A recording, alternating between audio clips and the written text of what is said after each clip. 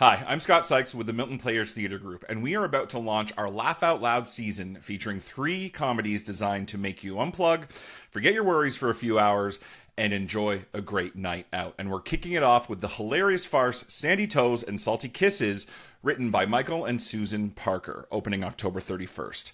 Now, I had the distinct pleasure of having a conversation with Susan Parker, and we talk about everything from how she got into playwriting, the fun of producing and watching a farce, the magic of theater, what she hopes you take away from seeing this production, and more. So I hope you sit back, relax, and enjoy our conversation. And don't forget to get your tickets to Sandy Toes and Salty Kisses now.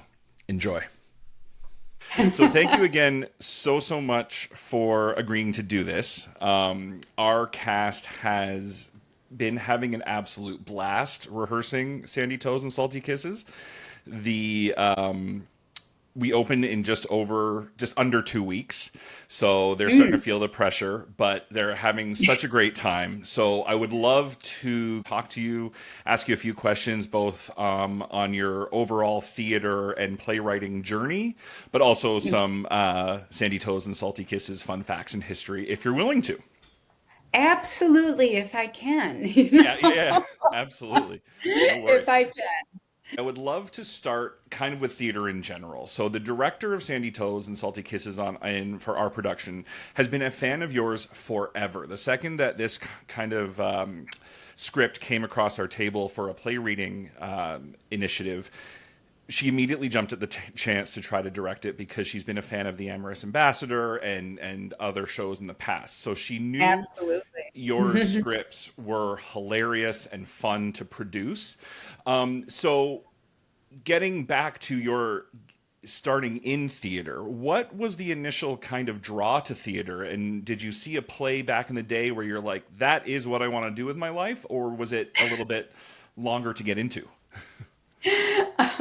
It was a little bit longer than that. So, gosh, you're making me think hard. Sorry. Um, you're taking me way back to when I was a child. And my hometown in Racine, Wisconsin, Oh, wow. shout out to them, had a theater guild. And Okay. it was called the Racine Theater Guild. And they had children's plays. I didn't participate in the plays. However, I did sit in the audience. My parents were nice enough to get me season tickets. So we would go on a Saturday morning and parents would drop us off. It was a nice, safe place. The kids marched in. We sat in our seats. And lo and behold, I fell in love with Packy the elephant. It was the mascot for the plays for kids. So, yeah, maybe I wanted to be a zookeeper at that time because I can't tell you what play it was. I know I enjoyed it and I wanted to keep going back, and my parents did buy me more season tickets, but I'm not sure if it was the plays or if it was the Or the elephant. elephant. So I, I'm assuming it wasn't a real elephant, but somebody in costume. So maybe it it was the was somebody in costumes. costume. I didn't know that at first. Well, Yeah. no, I'm sure I did, but I was just thrilled because Pecky was lovely. Yeah. And I think you touched on something that is important about theater as a rule is like the experience of it overall from every aspect of it, not just like what you're seeing on stage, but all the different elements that go into doing it. A- Definitely. As you got older, did you have any desire to be on stage or backstage specifically, or solely playwriting? No, and actually, growing up, I didn't really get involved in the theater Hmm. after my experience with Packy. It was just school and school and more school. I think my parents were were like, "That's lovely, but Yeah. uh, now if you're going to get a college degree, you're not going to do it on stage." Hmm. You know, um, so it really wasn't until I was older, and I'm trying to think back. Yeah, when I had children. Mm. And one of my kids was very much interested in being on stage. Um, we discovered that when I was teaching, and he was actually at the same school. And our school, elementary school, did a play over Christmas. And he got to be now I'm blanking on the name of it. All I can think of is the Mouse King. Okay. Um, he wasn't the Mouse King, the Nutcracker. I was going to Yeah, say that sounds very that's, nutcracker that's adjacent. I've very not seen it Nutcrackery. myself, but that sounds nutcrackery. Yes. And so he played in that and he fell in love with it. And then we got him involved in the Racine Theater Guild because we were still in Racine at Oh, that nice. time. Full circle. Yeah, yeah. It truly was. It was amazing. And I realized that this is a very welcoming place for kids, Yeah. of Yeah. all walks of life. Hmm. And I love that about theater. Yeah. I It's so. love that it draws kids in who might be shy, Mhm.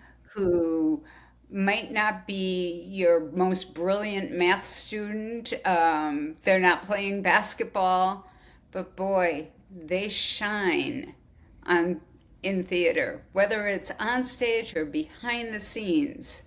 Absolutely. There's a home for them. Great, and that's an amazing point because theater allows them to be themselves Mhm. and have an outlet if they're not able to kind of be themselves anywhere else, even at home, at Yes. school, whatever. It's such a great landing spot, if you will, for so many various types of people, which is amazing. It truly is, and I think that's what drew me back into theater. Nice. Well, I say not think. I know that's what drew me back into theater because I then worked behind the scenes. One of those theater moms. Yep. I remember when he was doing in Oliver, and Okay. I'm in charge of rounding up all the kids and getting the little orphans and the urchins with their makeup and making sure that they're at the right door when they have to go through their entrance, Yeah. and so it was good. That's almost just as stressful as being on stage and remembering all the Yes. lines and everything. I love it. So now I'd love to, if you're comfortable with it, I'd love to talk about your relationship with your late husband, Michael. Okay. Um, and because obviously the Michael and Susan Parker plays are renowned around the world for hilarious farce antics and everything. No, thank you. How how did the relationship affect the playwriting? If you can touch on that a little bit, or vice versa, did you Okay. draw a lot of like personal experience with each other and put them into characters, or did you handle it? You handled some things, he handled other parts of the playwriting aspect. Oh my goodness. Well, let me just kind of backtrack in this that, yeah, I wouldn't be a playwright if it wasn't for Michael. He introduced me to that world of playwriting, and our relationship. Uh, I actually auditioned for one of his plays. Oh, nice. That's how I actually met him. And so,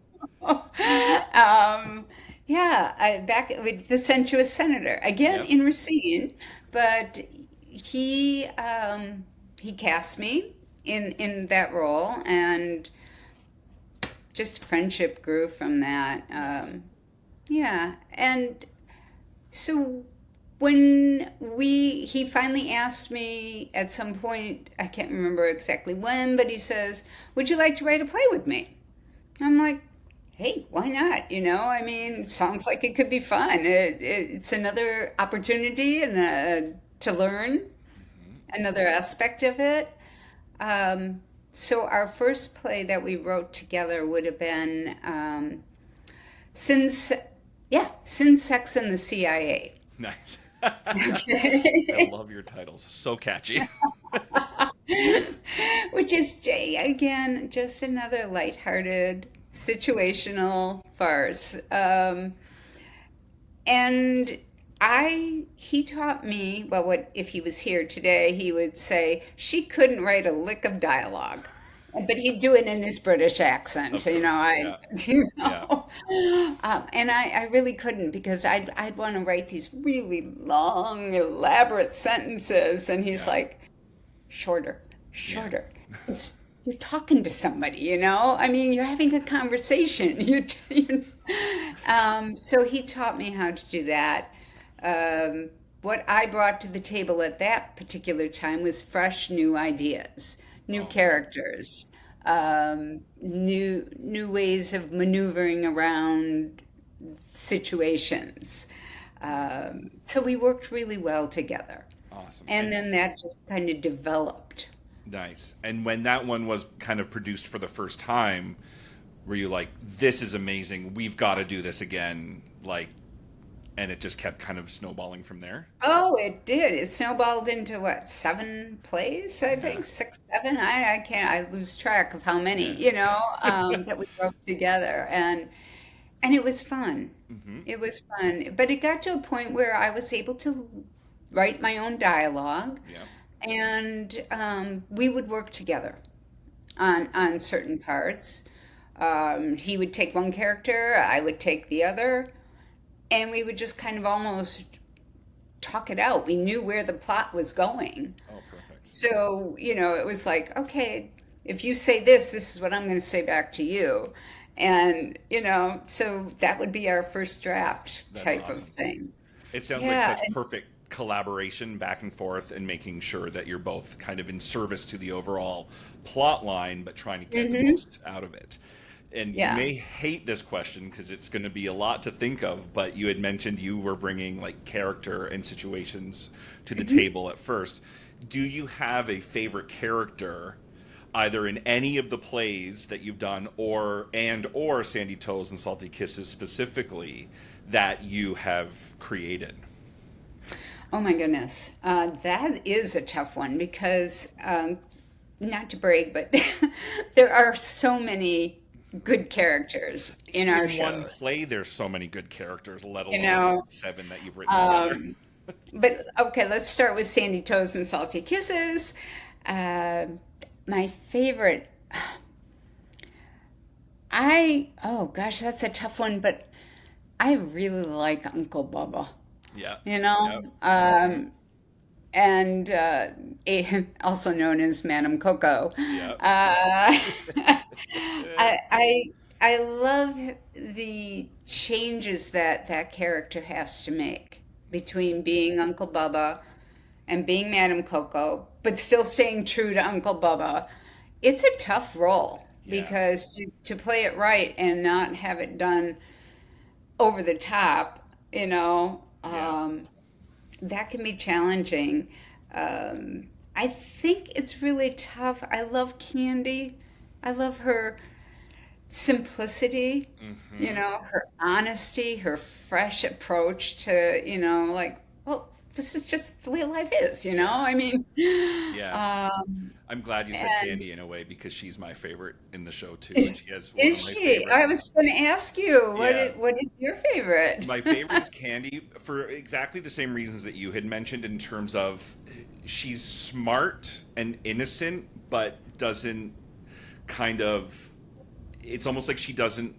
She's not aware of how smart she is, but she's so honest and jovial and kind and polite that those are what she expresses the most above anything Hmm. else. And she has my favorite line in the show where she goes, "You're in the reception room." Now, with no context, that will make no sense. But when you see it in the context of the show, I was howling with laughter during rehearsal when I saw them do that. So, Yes.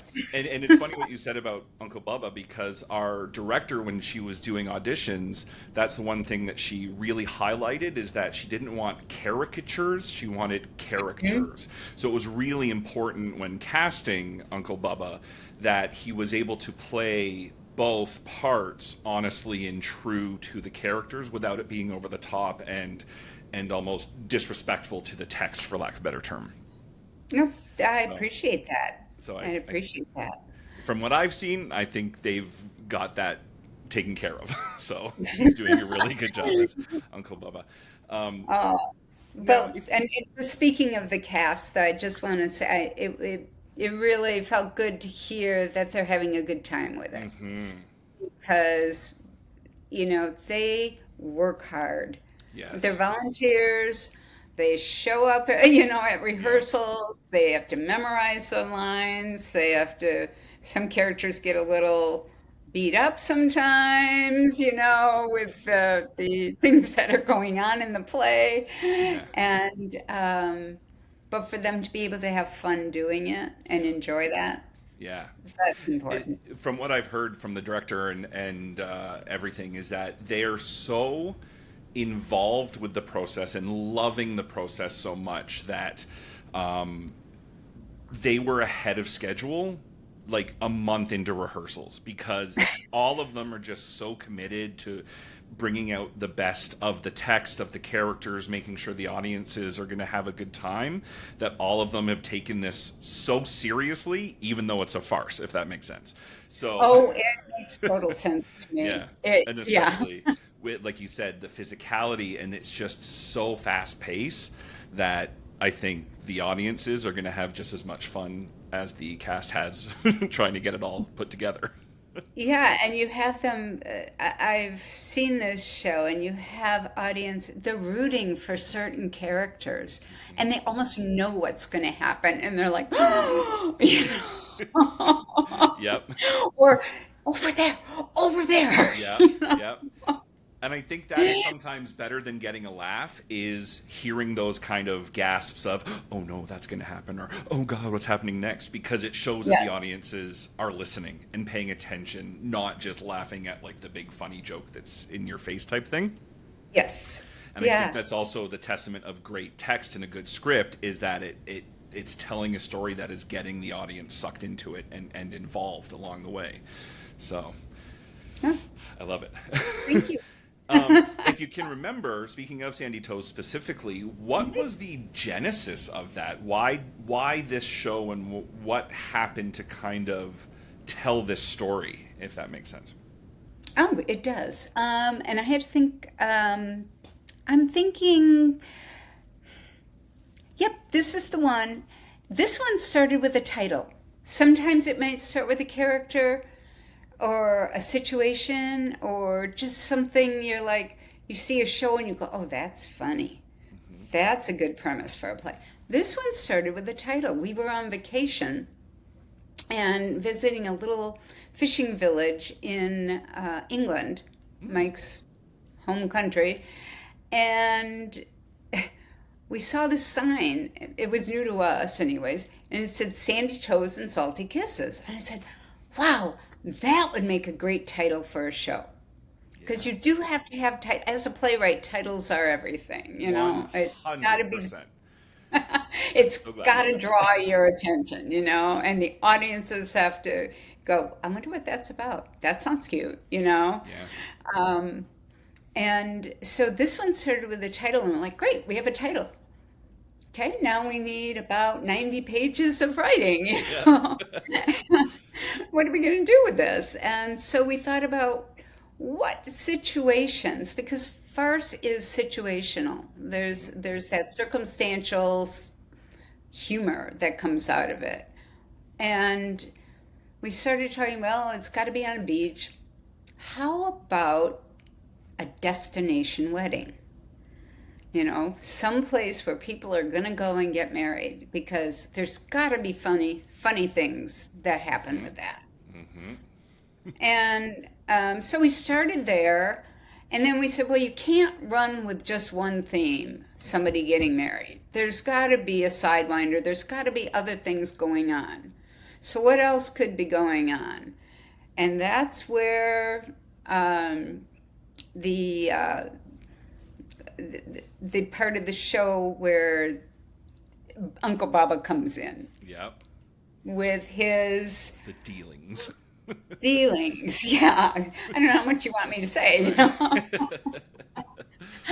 with all his little side things going on that Hmm. may or may not be quite legal, Yeah. you Yeah. know.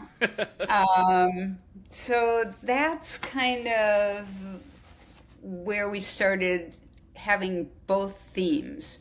Yes. So then it was easier. We need a bride, okay? How do we get the groom involved? Well, what kind of relationships happen? Mother-in-law, or to future mother-in-law, let's make her domineering, Yeah. that type of thing. Yeah. So that's how Sandy Toes kind of came around. Brilliant. And like the idea of just having a wedding, emotions are already heightened at a time like that, so it's just such a ripe Hmm. ground to mine the That, the insanity that happens around weddings. That's amazing. I love that insight. It's funny that you say it was based on a sign because one of our exec members went down to, I think, North or South Carolina. I can't remember. And apparently, a lot of merch that they sell for the States are all like hmm. Sandy Toes and Salty Kisses themed. So like he brought back a picture frame that said it. So so it's like you There said, are a lot. yeah, it's really important, like you said, to have like an eye-catching title, and that's I'm Hmm. really glad you said that because I really wish that's something that more playwrights took into consideration from a play picking perspective when we play in It season. is. It It's very is. much like Well, what's going it's to your grab. intro. Right, It's exactly. like, people are, your play reading committee, I'm sure, looks Hmm. at a lot of plays, Hmm. and it's got to be something that catches the eye, Yep. because quite frankly, unlike your director, a lot of people don't remember who wrote the play. Yeah. They're like, I don't remember the name of the playwrights. I just know it was a good show and it was Right. funny. Yeah. But Exactly. so it's uh, Yeah. it's good. It's this is one of my favorite shows, actually. Oh, nice. So Amazing. yes, Well, we're very yes. honored to be doing it. You had mentioned that you had seen this production. Mhm. What's it like sitting in the audience as the playwright, seeing all of the productions? I'm assuming some are much different than others, even though it's the same script.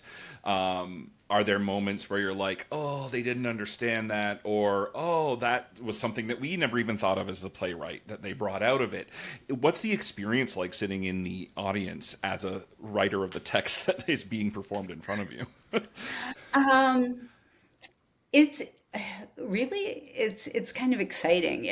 I'm nervous sitting in the audience because it's like, okay, I think this is funny. This should be a funny show. I've seen it, Yeah. and I hope it is. I hope people have had a good, are going to have a great time at it. Um, but then you're right. You sit there and you're like, ooh, was that something that we wrote, or did we not quite get it right? Because I can't Mm-hmm. remember every single line, Of even though course. actors think you can. Yeah. You know, Yeah. like, so I'm like, I better go back and look at that. And oh gosh, let me backtrack just a little bit Yeah, here. sure. Sitting in the audience, I think is more nerve-wracking for the actors on stage than it is for me, to be honest with Mm-hmm. you. Mm-hmm. Okay. Um, but what I love to do is sit there, just close my eyes and listen to the first opening lines, let the magic begin, um, and then hearing the laughter. Because quite frankly, on every show that I've sat in, Mm-hmm. uh, there is tremendous laughter. Yeah. I mean, we're not talking little giggles. We're talking some real good belly laughs that happen in these Mm-hmm. shows. And that is such a great feeling because that's why we wrote the plays. Of course. We wrote them for laughter. Yep. And if somebody walks away with some kind of, they pulled out some message that related to them, awesome. Mm-hmm. But it wasn't, we didn't write it with a message in Right. mind. We wrote it with 2 hours of pure enjoyment, not Absolutely. silly enjoyment, but wow, I forgot my troubles and I got into this life, which is Yeah. kind of silly to start with, but it works, Yeah. Absolutely. And I love that you kind of touched on that because we're launching our Laugh Out Loud season with Sandy Toes and Salty Kisses, we made a very intentional choice to do 3 comedies this year. Okay. Sometimes we throw in a murder mystery in previous seasons.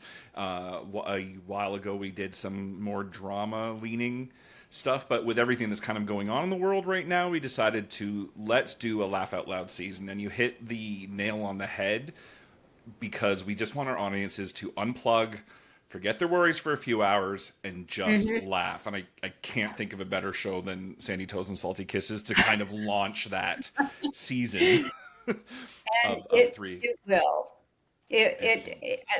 I don't like to brag, but it will do it, you Amazing. know. From the moment Uncle Bubba walks on stage, I mean, you're like, who is this? You know, Yeah. what is he doing? So, And then when you um, hear what he's doing, it's even it, more yeah, wild. exactly. And we're not giving it away, so No, nope. you got Gotta to go come to the find out.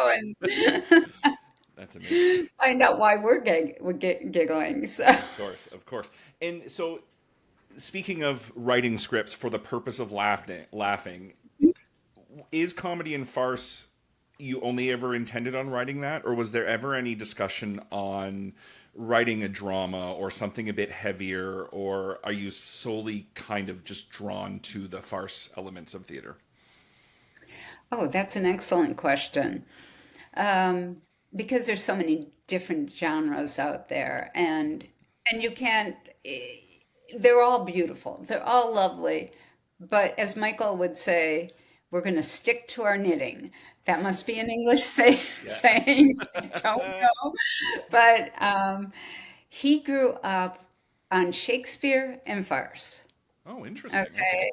Okay. And he did drama. He was involved in the theater when he was younger, and he did traveling shows with Shakespeare shows. They had a little like 2 or 3 shows, and then they would alternate and travel to different villages and that type of thing to Hmm. perform it.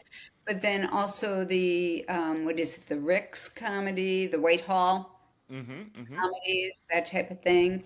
And he really got into the farce part of Hmm. it, and that's where he started, and that's where he got me involved. And laughing is a good thing. Yes.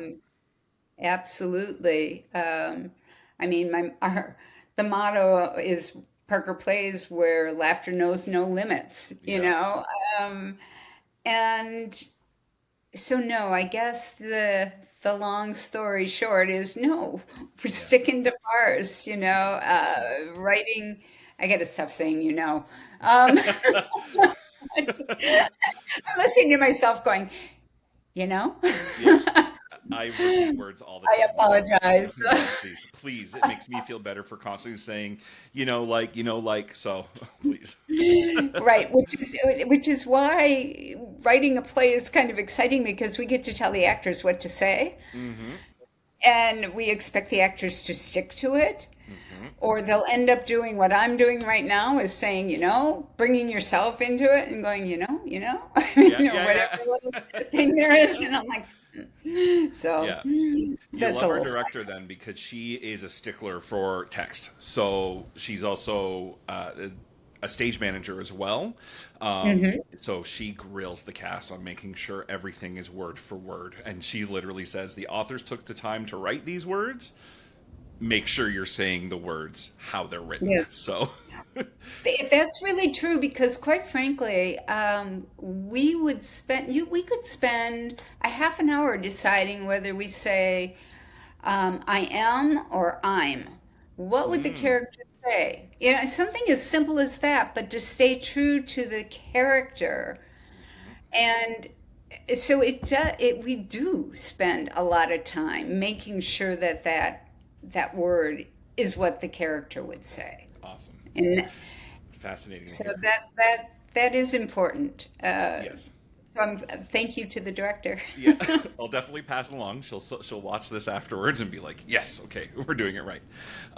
To that end, though, speaking of the actors saying your words, I know directing is obviously much different than playwriting, but do you have any advice for actors taking on either one of your scripts or just farce in general?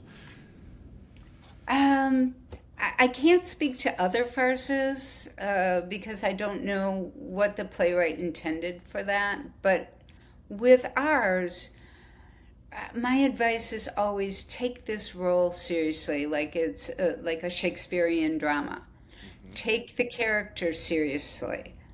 The farce in itself has um, circumstantial humor, verbal humor, physical humor. And if you add a character who isn't being serious, we are back to caricatures. Hmm. And then the whole thing becomes over the top silly. Yeah. And there may be a place for that, but we feel you're going to get a lot more humor out of taking it seriously and playing the role as, you know, as that person. Hmm. Nobody walks around, and if you try to be funny, it's not going to come off funny. Right. Let everything else drive the humor. Yeah, I Uh, agree. I'm not a scholar of farce by any means, but I always like to say that a farce is real people's worst day of their lives that the Good way to audience put it. finds hilarious. So Yeah. there's very much of a serious undertone to farce that's played through a different lens, which makes Mm-hmm. it hilarious for the audience. But you're right; the actors shouldn't be characters or clowns playing into that humor. Right. They should be like, my life is potentially over here in this situation. You know what I mean? So, exactly, exactly. So just be true to that character and Hmm. don't try to put a spin of humor onto it. That will come with the way the situation is, or um, because the circumstances are so, in a farce, are out, they're not real. I mean, they're Yeah, outrageous they're so over the sometimes. top. But yet there's things that are happening there that really have happened in real life to Yeah, people, and yeah. that's where the audience goes, "Oh my gosh, yeah, I know Yeah. that," Been there, done that. Yeah. Are there So, any, if you, can you think of any of your real life experiences that you've put into a show, either in Sandy Toes or of any outrageous moments you've lived that you're like, I got to put this in a play for people to see? well, I don't know about so much Sandy Toes that there were my personal relationships or anything in there. There is one in a play called Sex Please We're 60. And it is about women who are menopausal or going into the menopausal phase. And they kind of turn it around on these two gentlemen who are hitting on, or one gentleman in particular, who's hitting on all four women. And they kind of have this scene. There's a pill called Venusia that is supposed to help women with menopause. And the women change the Viagra that the one man is picking and replace it with Venusia, and it causes the men to have menopausal symptoms. Oh no. Yeah, and then so that one I used my my own personal menopausal symptoms Amazing. to help write that dialogue Amazing. for the men. And to see two men on stage with menopausal symptoms is hilarious. So, Hilarious. Oh yeah, my God. and there's other little things, but that one comes to mind Nice. specifically. But can't say in Sandy Toast and Salty Kisses that I've experienced those things. That was imagination and creativity. And maybe for your sake, I'm happy for you because those are some pretty wild situations to have to live through in real life. Um, Yes. I'm kind of want to start wrapping up with some more broader questions Hmm. about the show specifically, and then theater in general. Oh, I keep hitting the microphone. So, number one, as an audience member of Sandy Toes and Salty Kisses, you kind of alluded to it earlier, but what do you hope that people take away from seeing this show, and what kind of experience do you hope that audiences get from it? Well, uh, 2 hours of laughter, 2 hours of, as you stated, unplugging from whatever is going on in life. And today, as you said, it can be pretty serious for people. Um, and I'm going to tell you this story. Having gone to, I can't even remember the name of the play that we were in, or that we visited.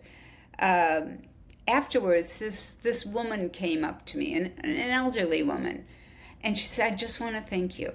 I'm like, "Well, you're welcome, but I hope you enjoyed it." And she goes, "I haven't laughed. My husband died 6 months ago, and a friend dragged me here, and I haven't laughed since he died.